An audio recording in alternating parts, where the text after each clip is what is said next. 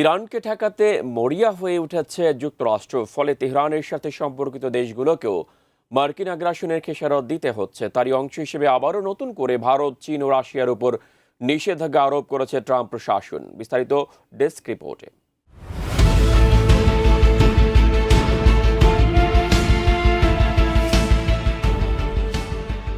ইরানের সাথে অর্থনৈতিক লেনদেন ও সহায়তার কারণে 3 দেশের উপর নতুন করে নিষেধাজ্ঞা দিয়েছে যুক্তরাষ্ট্র।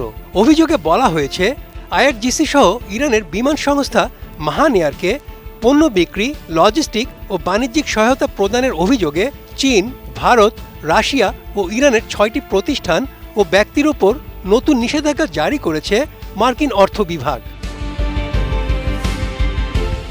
ওয়াশিংটন কর্তৃক সন্ত্রাসী সংগঠন হিসেবে ঘোষিত আইআরজিসির হয়ে অস্ত্র ও কর্মী পরিবহনের অভিযোগে অভিযুক্ত মাহান এয়ারের আন্তর্জাতিক নেটওয়ার্ক ভেঙে দিতেই এই পদক্ষেপ নেওয়া হয়েছে বলে নিশ্চিত করেছে ট্রাম্প প্রশাসন। দ্য নিউ ইন্ডিয়ান এক্সপ্রেসের এক প্রতিবেদনে বলা হয়েছে, নিষেধাজ্ঞার তালিকায় রয়েছে ভারতের স্কাইস ট্রাভেলস এবং চীনের সাংহাই উইংসের নাম। এসব প্রতিষ্ঠান মাহান এয়ারের আন্তর্জাতিক এজেন্ট হিসেবে কাজ করত। মার্কিন ট্রেজারি বিভাগ মনে করে তারা সন্ত্রাসবাদে মদদ দিচ্ছে। এছাড়া মার্কিন অর্থ মন্ত্রণালয়ের office of foreign assets control ঘোষিত এই শাস্তিমূলক ব্যবস্থার আওতায় সাংহাই শহরের কিছু প্রতিষ্ঠান এবং একটি রুশ এয়ার কার্গো সংস্থা সহ জেনারেল সেলস এজেন্টদের নিশানা করা হয়েছে।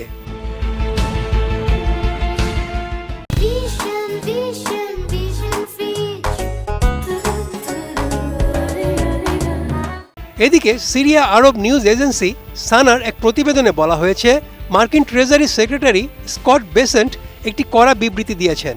তিনি বলেন, এসব নেটওয়ার্ককে মার্কিন আর্থিক ব্যবস্থা থেকে বিচ্ছিন্ন করা হবে। 29 জুলাইও ইরানের উপর অন্য এক দফা নিষেধাজ্ঞা এসেছিল। মাহান এয়ার বেসামরিক বিমান সংস্থা হিসেবে নিজেদের পরিচয় দেয়, তবে ওয়াশিংটন বলছে এটি ইরানের রেভলিউশনারি গার্ডের হয়ে কাজ করে। সংস্থাটি অস্ত্র ও ড্রোন বহনে সহায়তা করে আসছে, এমনটাই দাবি করেছে যুক্তরাষ্ট্রের অর্থ বিভাগ। এদিকে অর্থনৈতিক এই চাপ প্রয়োগের পাশাপাশি ইরানের বন্দরগুলোতে নৌ অবরোধ ও বিমান হামলার মাধ্যমে সামরিক চাপও বজায় রেখেছে আমেরিকা। পাশাপাশি নিষেধাজ্ঞার ফলে চিহ্নিত ব্যক্তি ও প্রতিষ্ঠানগুলোর মার্কিন অর্থ ব্যবস্থার প্রবেশাধিকার বন্ধ হয়ে যাবে এবং যে কোনো মার্কিন নাগরিকের জন্য তাদের সঙ্গে লেনদেন সম্পূর্ণ নিষিদ্ধ থাকবে। এমনকি তৃতীয় দেশের কোনো ব্যাংক বা প্রতিষ্ঠান এদের সঙ্গে ব্যবসা চালিয়ে গেলে পরবর্তীতে তারা সেকেন্ডারি নিষেধাজ্ঞার মুখে পড়বে। Desk report, ATN news.